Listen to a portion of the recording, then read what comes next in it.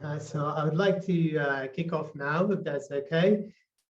So welcome everybody to this really exciting talk, our Camp on Fire, which is a really exciting title for today's discussion area, which is around the climate crisis and its effect on refugees and the people who suffer most, really.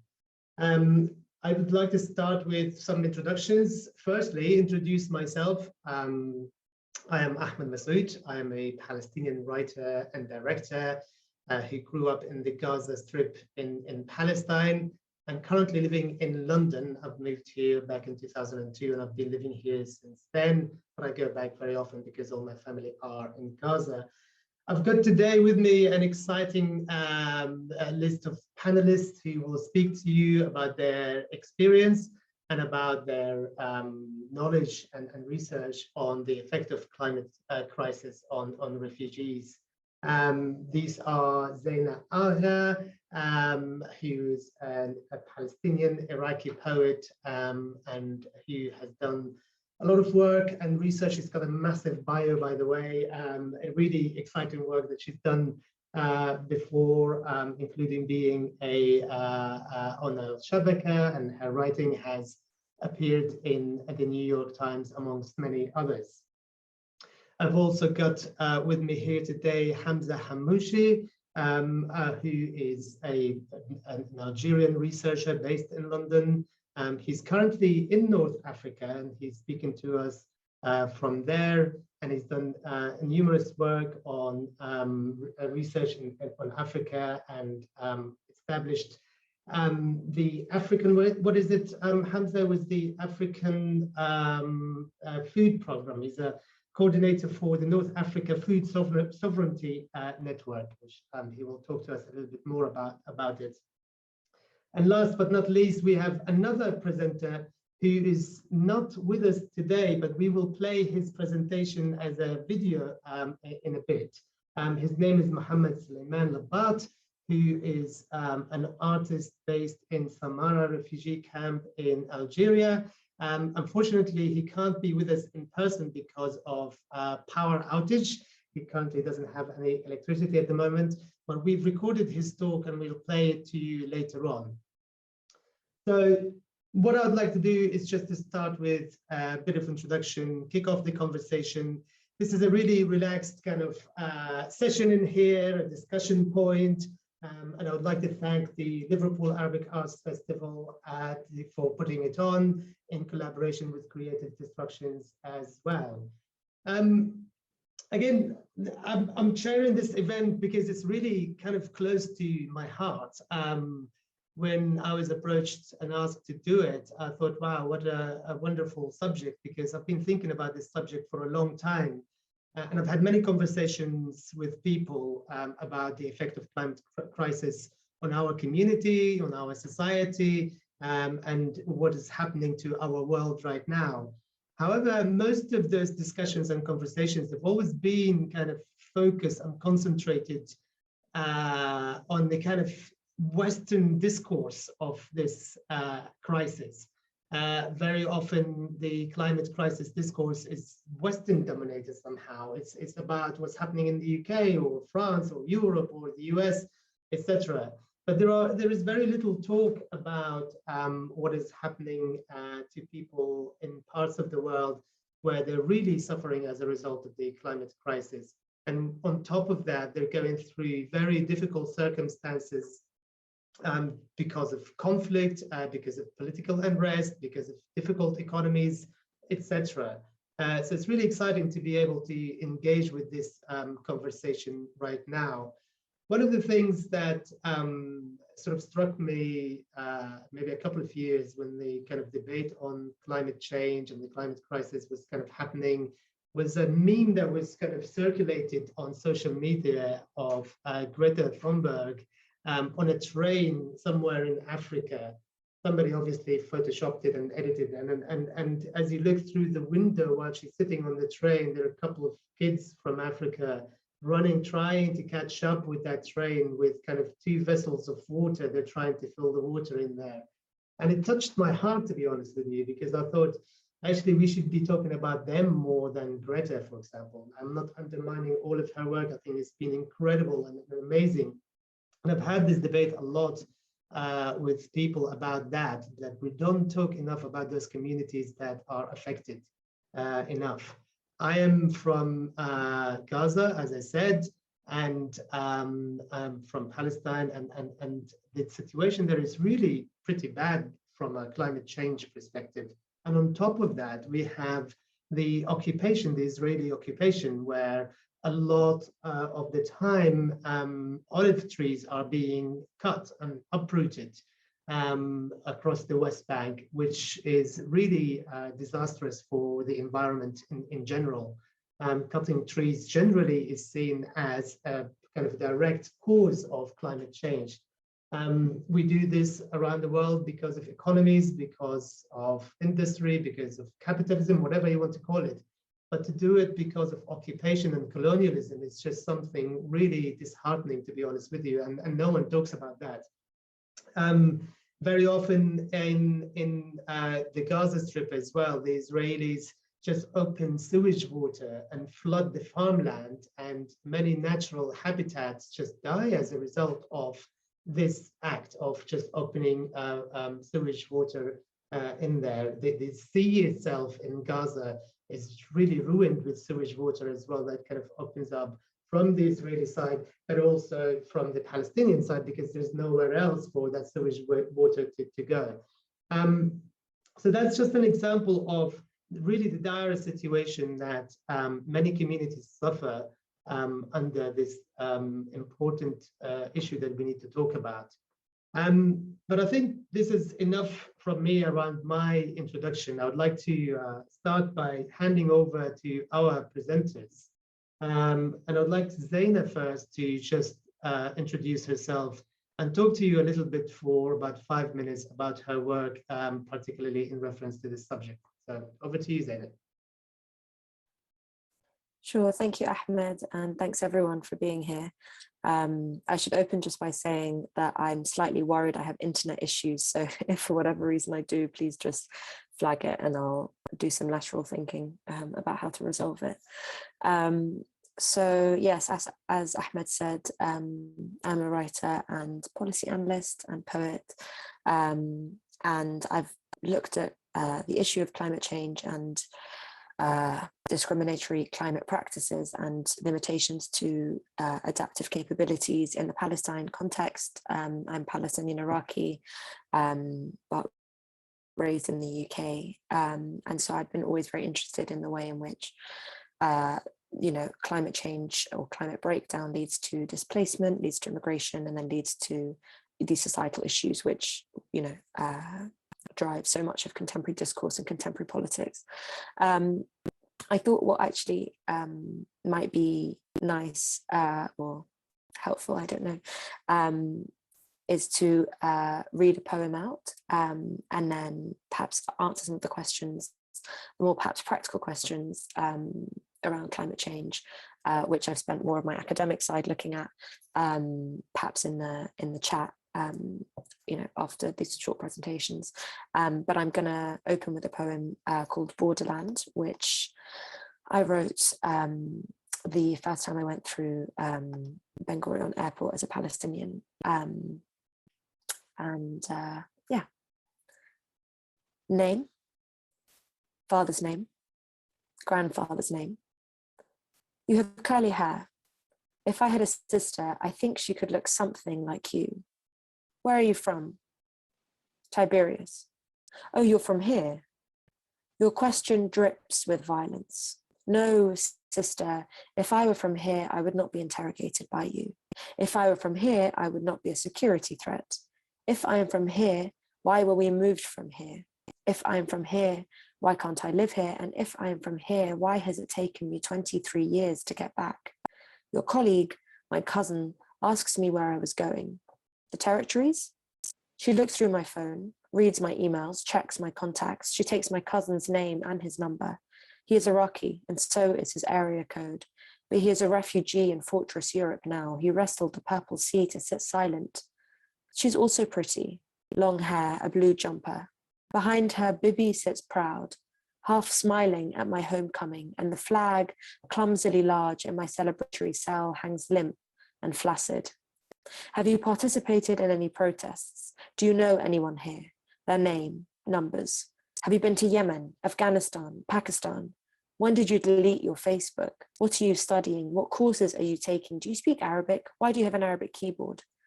Because my mother wanted me to learn the language of my ancestors, and Darwish taught me that land is inherited like language, and my sister says I'm from here, so please excuse my literacy. Do you keep any blogs? Can you show it to me? No, it's gone. She has pretty eyes too, dark like mine. I mirror her in my head. Why did you want to interrogate travelers? What was the army like? Have you ever been in love? Where is your grandfather from? Is he from here? Have you ever been to Tiberias? Is it nice? Although I am from here, I cannot answer. Show me your blog. No, it's gone. Are you being sincere with me right now? Her head cocked sideways and I paused. What a weird word. Sincerity implies authenticity, honesty, and respectability. No, and neither are you. This is a game and we are well matched. You can send me back home to my grey-skied imperial island, but my sister said I'm from here and your questions degrade my homecoming. So please be reasonable. Be sincere. Winning is not entry and losing is not denial. Winning is staying free, staying beloved. You cannot intimidate me, scare me. You can detain me, search me, question me, but my skull is made of stronger stuff. And if you'd ask my grandmother,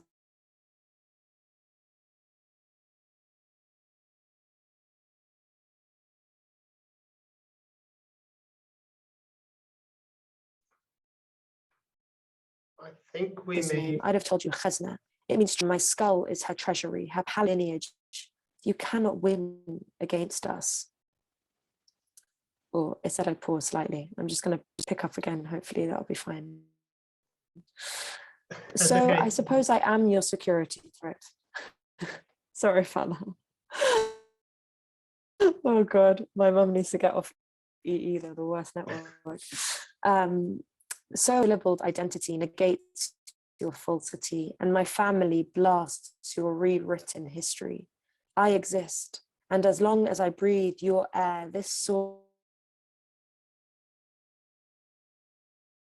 will nurture me.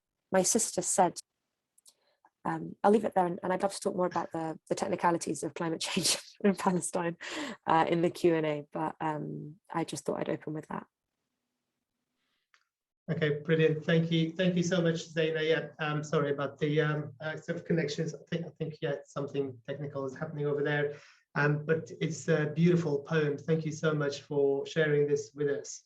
It really kind of goes to the heart of what we're talking about around the issue of displacement, which I will ask you about in a minute. But before I do that, I want to hand over to Hamza. And I want to apologize to him because I mispronounced his name earlier. I said Hamushi, but it's Hamushin. I'm so sorry, Hamza, for this mistake. But yeah, over to you, please, to tell us more about your research and your work in this area, please. Thank you. Thanks for the introduction, Saud. Ahmed, I'm happy to be here to be sharing the panel with you and with Zaina. It's a shame that our Sahrawi brother couldn't make it today, but hopefully we'll watch his video later on.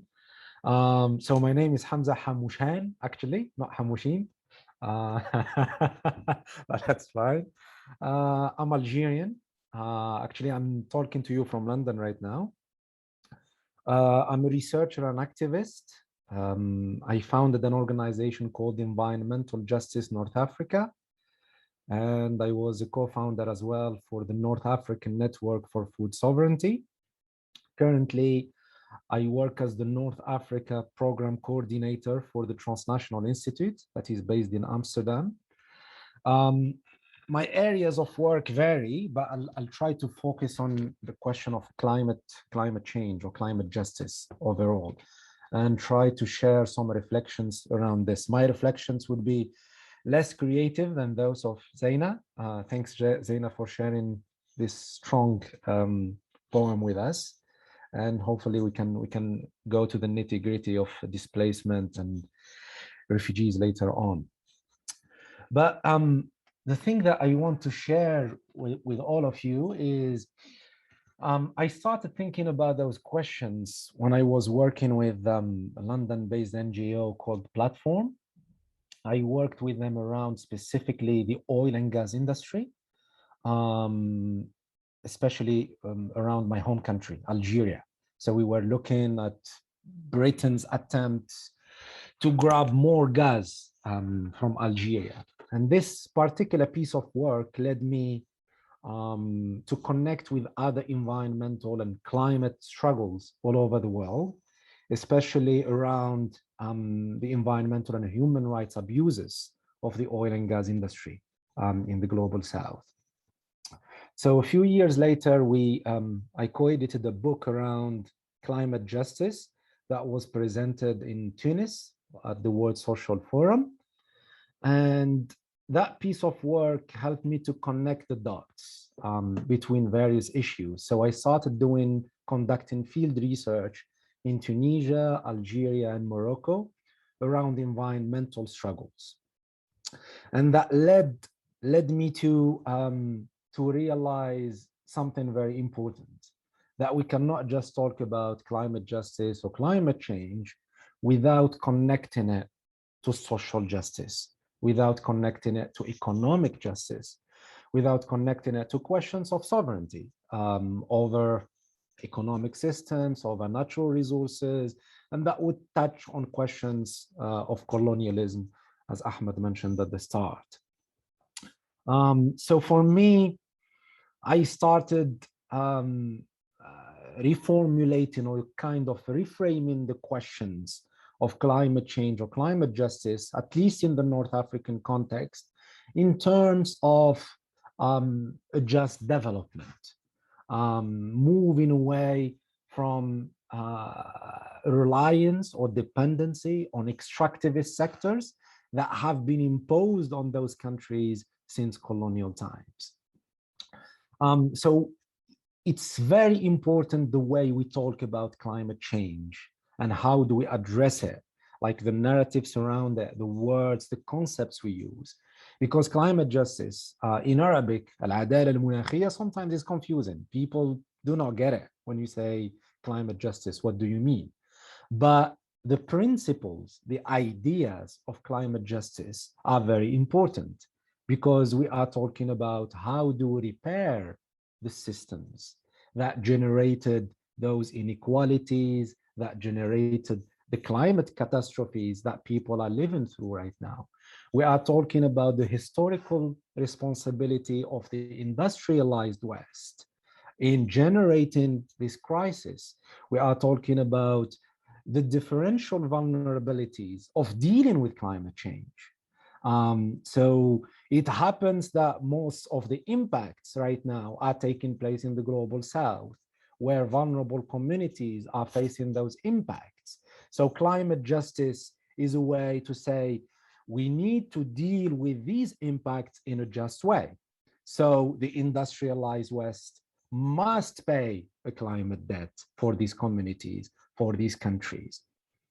Climate change is already a reality. It's not in the future. It is happening right now. The catastrophe is happening right now, and it is taking place in regions like North Africa or the Arab world in general.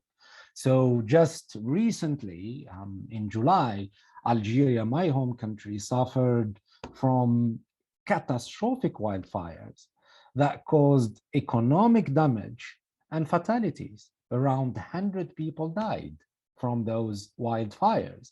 And these are a consequence of climate change. But how do we deal with this kind of stuff? This is the questions that we need to put at the heart of climate justice. And in here, we need to decolonize the systems we live through. We need to democratize the system we live through. And we need to listen to the communities. In relation to the questions of displacement and refugees, a lot of discussions have been made around the question of climate refugees. I don't like that term specifically, because it's really hard to say that refugees are just, you know, migrating or moving because of climate change. It is much more complex than that.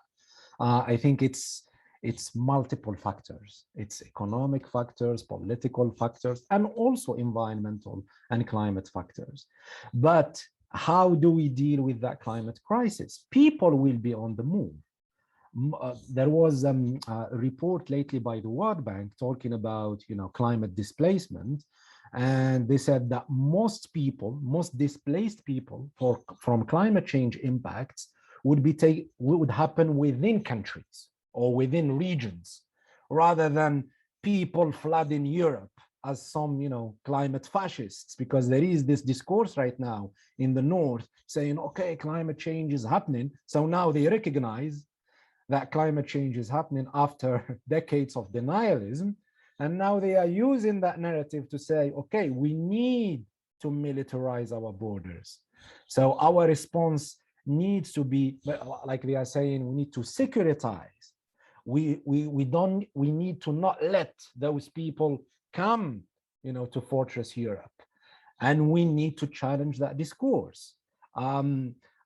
Climate justice means not militarization. It means not securitization. It means letting people to move. This should be a right. Letting people to move, to stay, and to go back. So these are the final words of my introduction. So I'm looking forward to more discussion. Thank you, Hamza. I mean, there are lots of important points in here that I would love to pick up on. I think it will take us a couple of hours really to discuss all of those rather than just this hour. But really, I think the point around militarizing borders, I think we're seeing it happening right now, you know, so much so that, you know, it's becoming very hard for people to move across. Again, as you said, not just because of the climate change, but for so many other reasons. But climate change, for me, the way I see it, is at the heart of it all the time. But we'll come back to that, and thank you so much for this talk. I'm going to move on now to play a video by Mohammed Suleiman Labat, who, as I said earlier, couldn't be with us because of the power outage in the Samarra refugee camp where he is right now. I'm just going to give a little bit of an introduction about Mohammed and his work, so you know him a little bit better before we put on the video. So Mohammed is a Sahrawi artist. A Sahrawi, it's the Arabic word for somebody from the desert, based in the Samarra refugee camp in southwest Algeria. He runs an art studio, which is a very creative, small art studio called Motive Art Studio, which is a space of creation and experimentation. And the interesting bit is that he built that out of discarded materials collected from the Samarra camp. So a really exciting space, and I'm looking forward to learning more about it. He's been doing a lot of collaborative work across the world, and more recently, he's been doing a artistic research project in Helsinki in Finland called Fosfetti, with Finnish artist Pekka Niskanen. So a lot of exciting stuff that he's been doing, but also really looking at the refugees and their work, and really trying to introduce sustainability within a very, very harsh environment, which is kind of really what we're looking at in this subject. So I think without further ado, I'm just going to play the video now, just so for him to talk to you directly.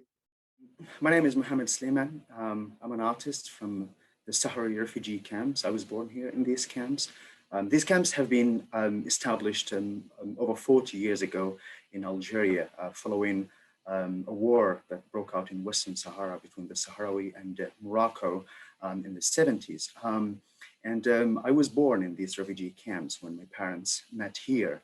Life in the refugee camps is a day-to-day challenge, a series of challenges of living here, finding food and learning and connecting. But there's a strong social community here. As an artist, I would like to explore ways and means to respond to the situation here in my camps and raise awareness about the story of my people. I think for us as people of the desert, the Sahrawi are people of the desert, literally. I think the desert is largely misrepresented. The international narrative is that the desert is largely an empty space. There's nothing happening there. There's no life. There's no value, and that's a huge misunderstanding to begin with, because the desert plays such an important role in the world ecosystem.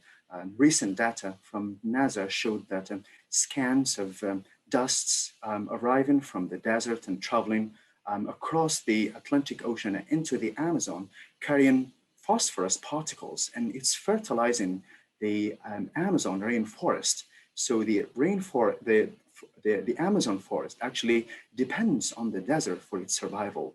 And I think not many people understand the crucial position and role the desert plays in our lives. So it's not just empty place.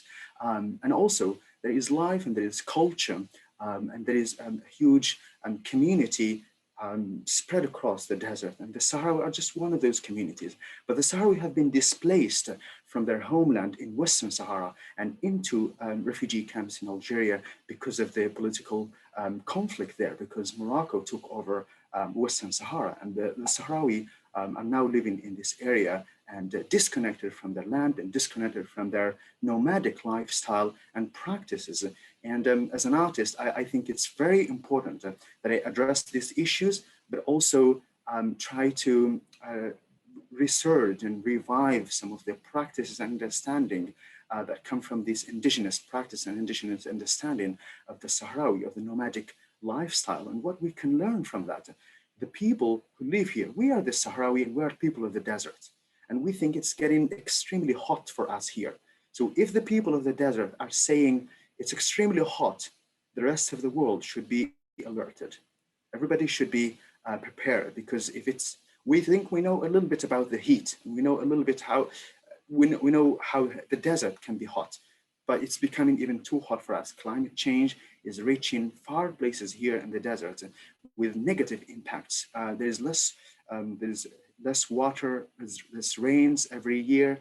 The past 4 or 5 years, we didn't have any rain at all in the desert, but coupled with some unexpected weather changes. And 6 years ago, we had huge floods, unheard of in the middle of the desert. And I think these issues are becoming really, really important in our lives.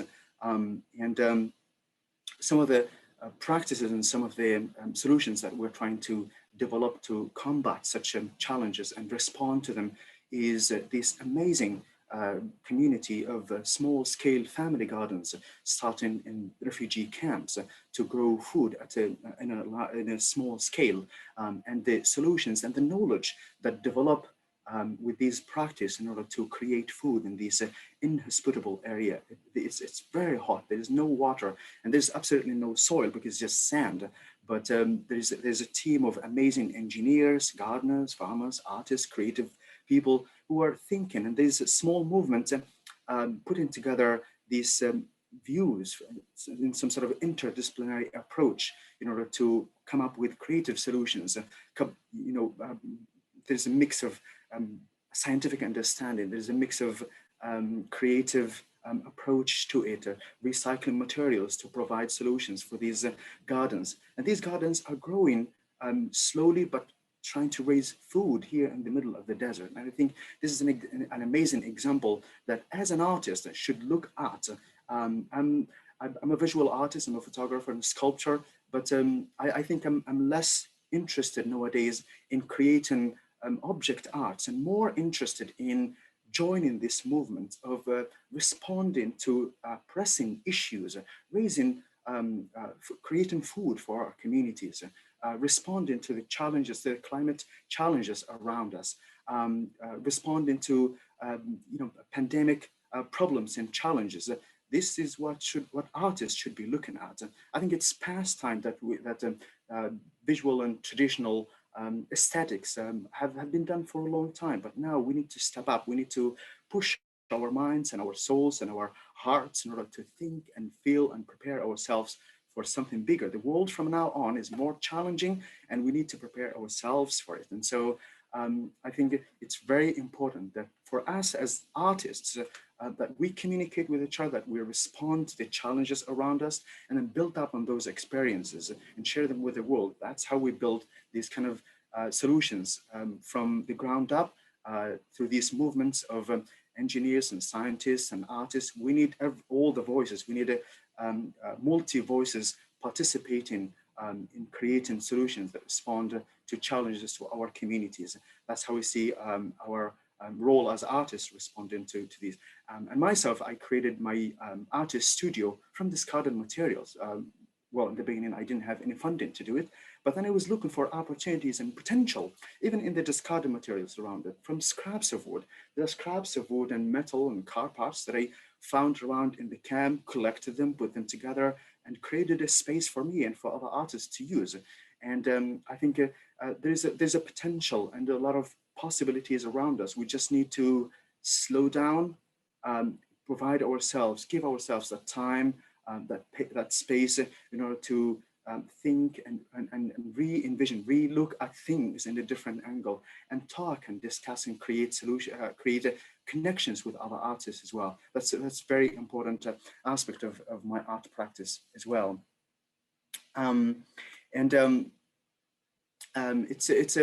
It's very important, for example, that the Sahrawi are less known.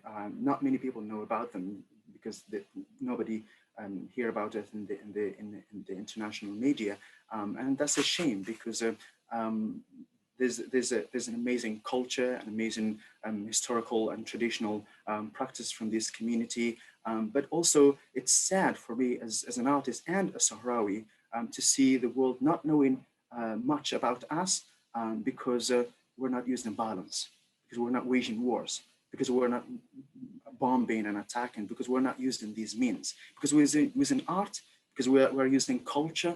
The world doesn't listen to that. And that's very sad, because the Sahrawi have been using arts and culture and songs and festivals and films in order to talk about our situation, in order to raise awareness. But it's a sad reality to see that creative and cultural and art means and possibilities, although creative, but they're not bringing much attention to our cause. And it's sad that this is, the media and social media is feed more and thrive more on stories of violence and stories of destruction, but not much on stories of creation and stories of artistic and creative means and possibilities. And I would love to see more artists connecting to Sahrawi artists. I would love to see more international people connecting to the Sahrawi through different means, and sharing that story, because the world needs to know about the Sahrawi. There is a lot of cumulative traditional knowledge from the nomadic lifestyle that is disappearing because of the disconnection with our homeland and with our land and our ancestors. And I think that kind of knowledge and understanding is much needed nowadays, as the world look into different ways of understanding and solving climate change problems and environmental problems. We need a different narrative, a narrative that understands and appreciates nature around us. And I think the Sahrawi nomads had an amazing way of understanding and relating to the desert around them, although vastly open desert landscape, but there is an appreciation for just being in an empty place. There's an appreciation for the little things that you see around you. There is an appreciation to the small things that we own. The desert didn't own much because they were constantly on the move. They had to carry just little, only what the camel could carry with them. And I think that tells us a little bit about how we live and how we should be living, because consumeristic culture and the culture of owning everything is really destroying and at the heart of the narrative of climate change and climate ecological problems. Brilliant. Thank you, Mohammed. It's a shame that he's not with us here right now to kind of talk to him more about it and ask him more about his amazing work. It sounds incredible. There was so much in that video that I found incredibly fascinating. I mean, I didn't know about the effect of the Sahara Desert on the Amazon forest. I mean, that's definitely new to me. So it's lots to kind of learn around in there. But I think one of the things that I can pick up from there and from all the talks from the panelists here is we talked a little bit about the idea of displacement, and we use the word displacement quite a lot. I just want to ask kind of the panel, particularly Zaina and Hamza, around what does that word actually mean to you in general? And how could we actually differentiate this displacement that is resulted from climate change from a normal kind of economic displacement or political displacement? So I don't know if Zaina, you want to sort of kick off with answering that, because you talked a little bit about your poem. The beautiful poem you read was about, you know, borders, checkpoints, you know, ID cards, etc. So what does displacement mean to you to start with? I think displacement, I actually, when I hear it, I think I respond to it in very emotional terms. I think about my own family. I think about, you know, the communities I grew up in diaspora, in exile. As I mentioned, you know, my mother is Iraqi and my father is Palestinian, and both experienced very, very acute displacements and exile on account of colonialism and war, and a lot of corporate interest, most of which also ends up in the oil and gas industry, to Hamza's point. And yet, you know, I think what we're seeing, what we will see in the future, again, to what Hamza was alluding to, is that, you know, there's this discourse of like, these are refugees and these are climate refugees and these are whatever. But actually, I think if you look at the history of displacement writ large, why people flee their homes, it's a myriad of reasons.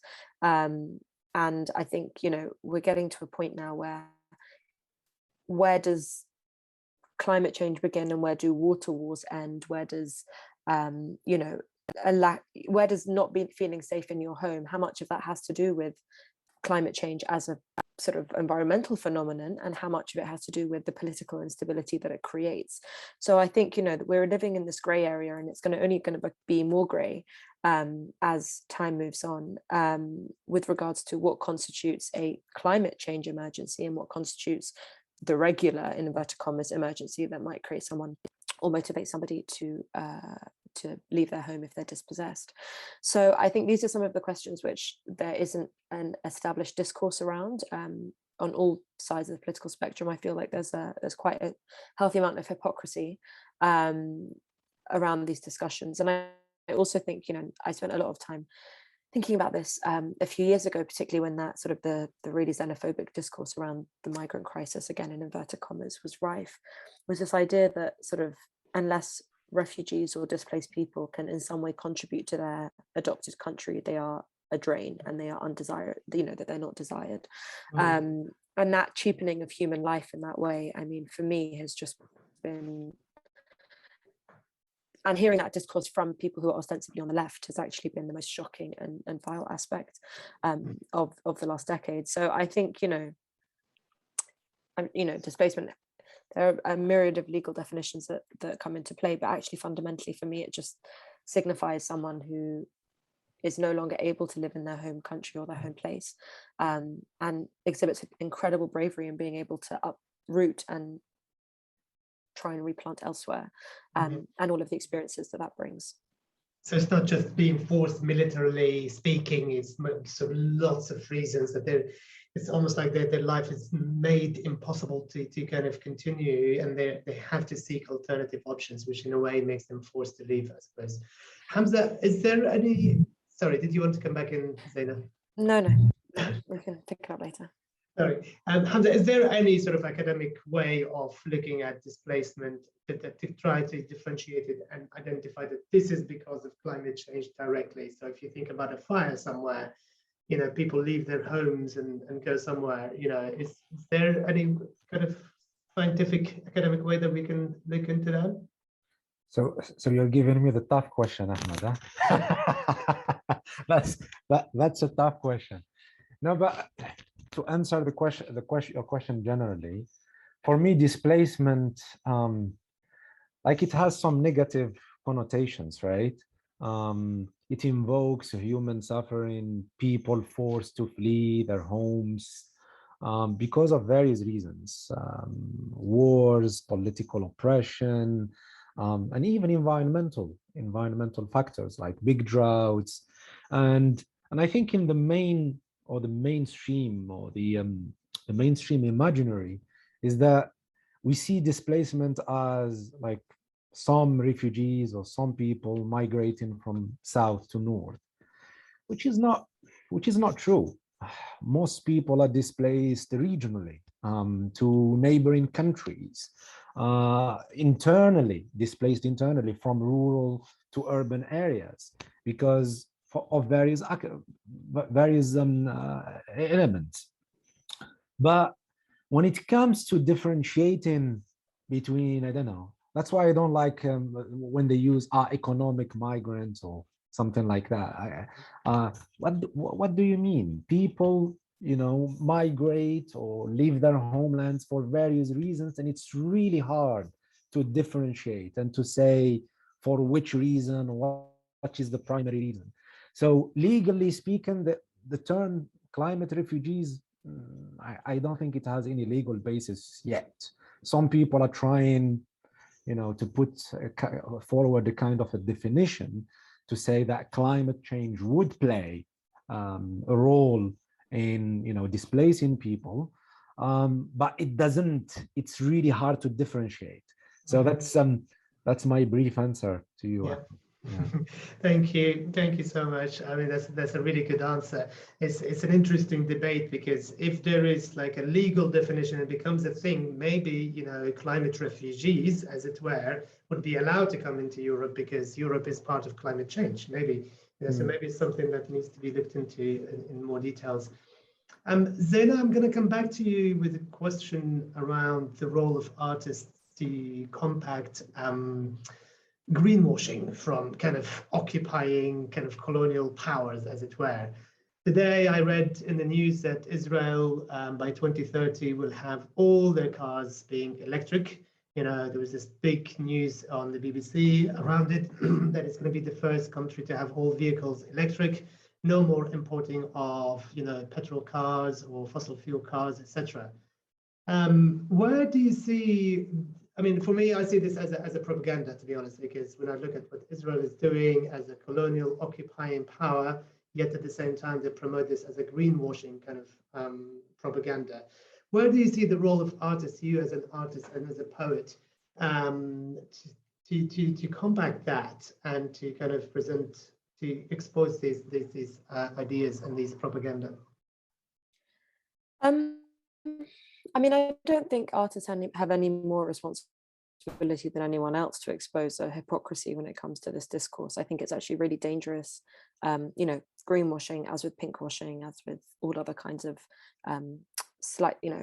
discursive sleights of hands, which are used to hide and mask the reality, need to be called out and need to be challenged. One of the most jarring aspects of working on the Palestine-Israel issue is people constantly saying, oh, well, Israel's so green, it's developed all of these cutting edge technologies, it has all of these startups, it has all of the whatever, without any reference to all of the extractive policies that it has towards the Palestinian people and how much it profits, from Palestinian resource, whether that's water, land, agriculture. Israel and the occupation stands to gain hugely. The occupation is the greatest challenge that Palestinians face, both economically in terms of like lack of freedom of movement and goods, and people politically, i.e. Palestinians not having any kind of self-determination or sovereignty, and destabilizing the already climate vulnerable population in a particularly climate vulnerable region.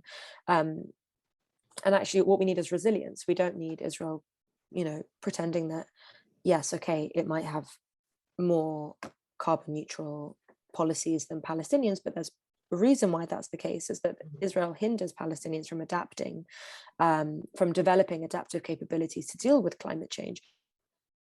Although Palestinians and Israelis inhabit the same physical terrain, because of direct political decisions, Palestinians suffer disproportionately more, and different Palestinians, according to where they live, suffer even more greatly than that. Ahmed, as you mentioned at the beginning, the situation in Gaza, for instance, is infinitely worse than other parts of historic Palestine. And so I think, it's important to hold this hypocrisy, call it out and hold it to account, because I think otherwise what ends up happening is Israel manages to have this Janus-faced approach where internationally it presents itself as pioneering in XYZ technologies, but in reality, the reason why so much of its population is able to adapt and mitigate the effects of climate change is because of theft of Palestinian land, theft of Palestinian resources, and control of Palestinian bodies. And I think there needs to be some kind of clear articulation of what that,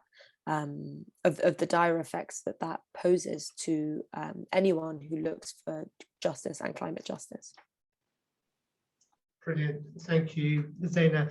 And on the same subject, Hamza, here, you talked in your introduction about the kind of militarizing of border and the kind of sort of Europe becoming more kind of fascist around the climate change fascism, I think you called it. As sort of climate change activists, what do you think we should do to combat that? How do we sort of expose that a little bit more? That's a very good question, and this discussion is, I feel, is a very important one, because I think it's important to connect the dots and to have a kind of a systematic analysis, or I would say an anti-system analysis. So in the case of Palestine, climate justice would mean decolonization, and the same thing for the Sahrawis. If Israel is doing this to Palestinians by greenwashing colonialism, Morocco is doing the same, is positioning itself as one of the champions of renewable energy, building all these huge solar panels and wind farms, but in the occupied land of Sahrawis. So some people call it green colonialism. So it's the continuation of the same colonial practices of plunder, of exploitation, but just with green credentials, using renewables this time rather than oil and gas. So regarding your question of how to tackle climate change, and when it comes to questions of militarizing the borders or putting forward a kind of a security discourse around climate question. So our global leaders like to use the security narrative. We need climate security. And when you enter that discussion, it means more spending on the military, more spending on the police, more spending on patrolling borders, to not letting the most vulnerable people escaping, different forms of oppression, either climate, environmental, or political, or economic, letting them out. So the most privileged, the people who caused that climate crisis in the first place, are safeguarding themselves, safeguarding their interests. And in here, of course, we need to make some differentiations, because there are Black bodies in Europe as well. There are poor people in Europe as well. So we are talking about the elites, the ruling classes, the rich, the multinationals.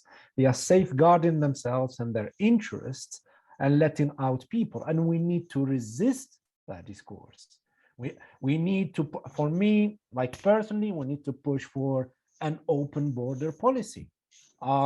If we really care about justice, if we really care about repairing the historic injustices of colonialism and ongoing ones, and neo-colonialism in various countries, we need to have that policy of open borders.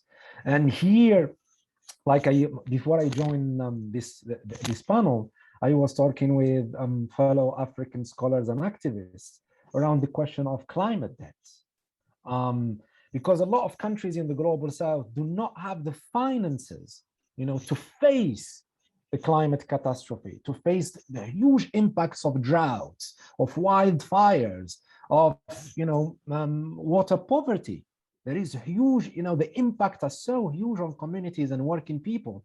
Like in Algeria, Tunisia, and Morocco, if you have repeated heat waves and droughts, the impact will be on small-scale farmers, right? Because they depend on rain.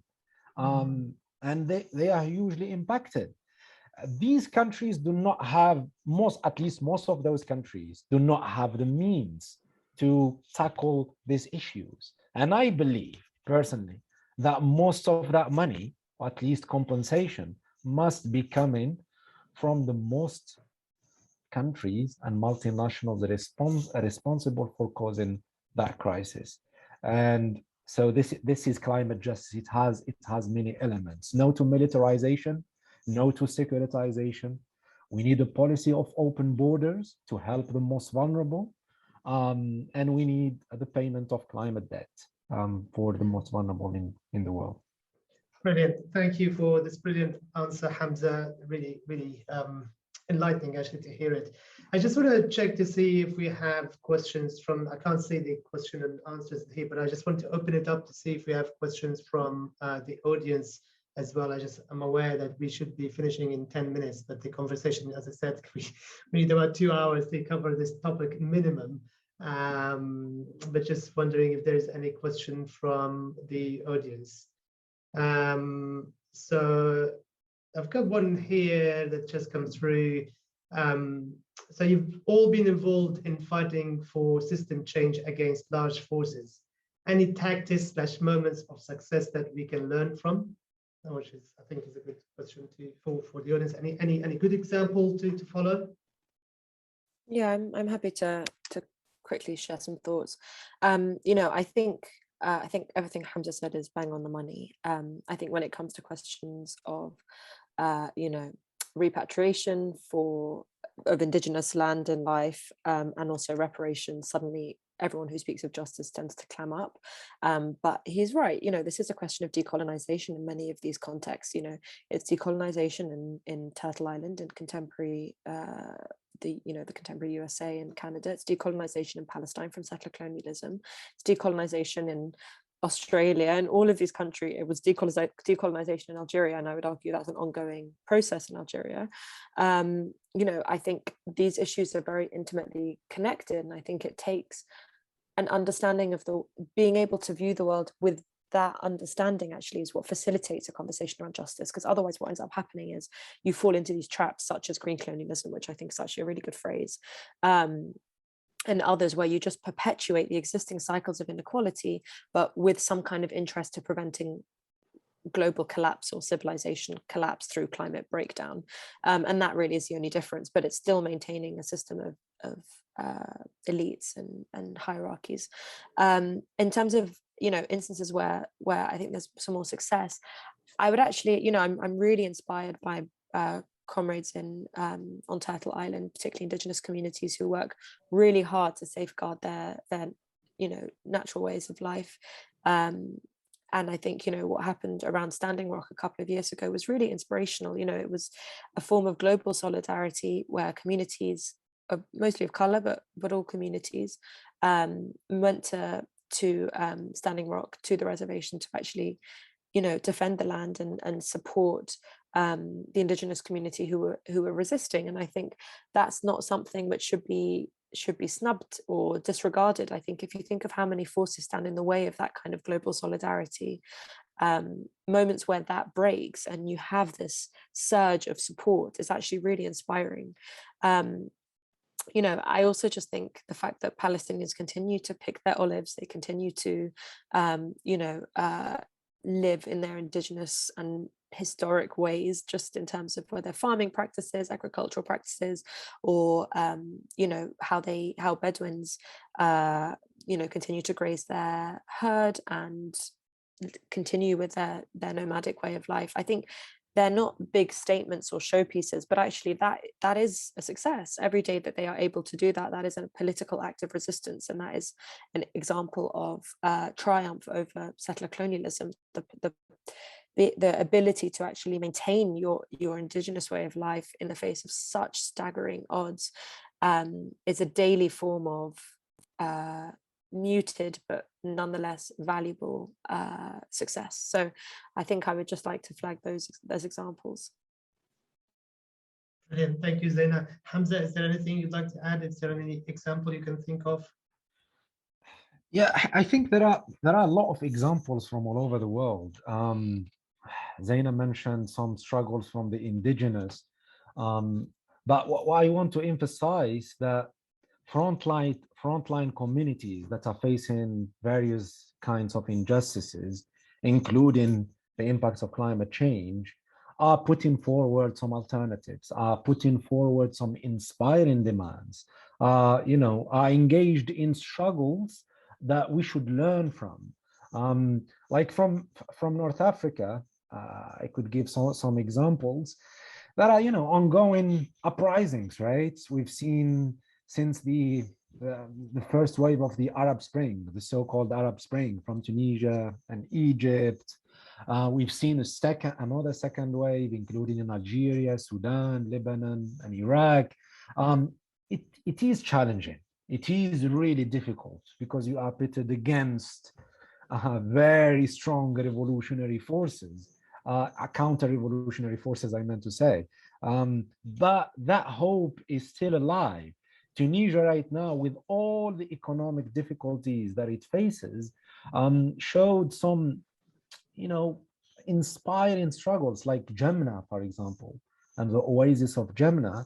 At the time of the start of the uprising in 2011, that was 10 years ago, the people of the oasis took over the control of the production of dates themselves. So they did a kind of a self-management experience from below. They took the control of the oasis, they distributed the revenues among the people, they built a school. Of course, these are small and they need, to be scaled up at the national and the regional level, but I think they give some kind of hope that people are still resisting, people are still putting forward some kind of alternatives that we need, to heed and to learn from and to emphasize.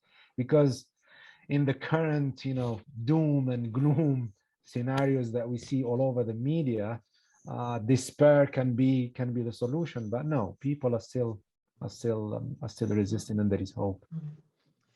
I think it's a really good question from the audience there, and I think also, in a way, it's not just our responsibility to kind of have success examples. I think there are success examples in Europe and other places as well. I think what we're saying here, we need to be part of that as well. We don't need to kind of divide the discourse of climate activism, as it were, so that this is European, this is what happens, and there you change some rules and policies around green energy, alternative energy, and that's it, it's done. We move on. No, actually, you need to engage more with the people who are affected. And we need to have more success examples like that, that hopefully later on it will overcome some of those challenges we're talking about, like closed borders and militarizing of borders as well. Zaina, I want to ask you a little bit about that, actually, about immigration. Do you feel that there is enough? I mean, your poetry specifically really embraces immigration. It talks about immigration and celebrates it in a way. Do you feel there is enough in Europe and elsewhere, that enough poetry that celebrates that? And do you think that might help a little bit in terms of the climate crisis and its effect on refugees and other displaced people? I mean, I think, well, I don't know. I mean, my ideas around this subject are constantly changing. Oh God, sorry, I live next to train tracks, and I think that a cargo train is literally, it's just chef's kiss tonight. Yeah, I mean, I think, the discourse around immigration is always immigrants, and immigration as object, and as the object of the sentence. And the people who feel a particular way about immigration, i.e. the people who aren't immigrants, are the ones who set the tone around it, which I think is a completely false way to look at it. I think artists for the most part are quite embracing of people's challenges and different ways of living, including those who have migrated. I don't think artists are the ones that create the hostile environment. You know, I think this is a kind of, as Hamza was saying, like this anti-systems position, like that we live in systems which stigmatize and criminalize and you know, objectify people who migrate for whatever reasons, no matter where they come from or how long they've been there or how well their language is or what their other identities might be it gender, class, sexuality, whatever. You know, we have a very kind of, we talk about it like a blunt instrument. So I think, you know, I mean, I don't think there's an easy answer to your question, but I suspect if there was a more tolerant or understanding approach to the way that people live, including those who migrate, we'd have a more tolerant understanding of how to deal with the planet and have the courage to be able to do what is necessary to safeguard our future. Brilliant. Thank you so much, Zaina. I think we have come to the end of this talk, this really exciting talk. So thank you so much to our speakers here live with us, Zaina Agha and Hamza Hamouchene. I hope I pronounced it rightly this time. I feel embarrassed because I'm an Arab, I speak Arabic, يعني لازم أحكيها كويس بس مش ضابطة. So apologies. And also for Mohammed Suleiman Labat, and apologies that we couldn't have him here with us live as well. And there is a video of his work and what he does, which I think we will circulate later because of time. So I'd like to thank everybody today who joined us today for this amazing discussion, our speakers. And again, a big thanks goes to the Liverpool Arabic Arts Festival and Creative Destructions for arranging this. And yeah, please, you know, follow the artists' work and the researchers and everybody and support them and keep talking about the subject because it's very, very important. And whenever you're invited to talk about climate change or anything, just think of this and think of the people that matter. And like our poet Mahmoud Darwish once said, think of others. فكر في غيرك. Think of others when they're there suffering as a result of the stuff that we're discussing over here. Thank you all very much. I hope you have a lovely evening and I hope to see you again in other exciting talks as well. Take care. Goodbye, everyone.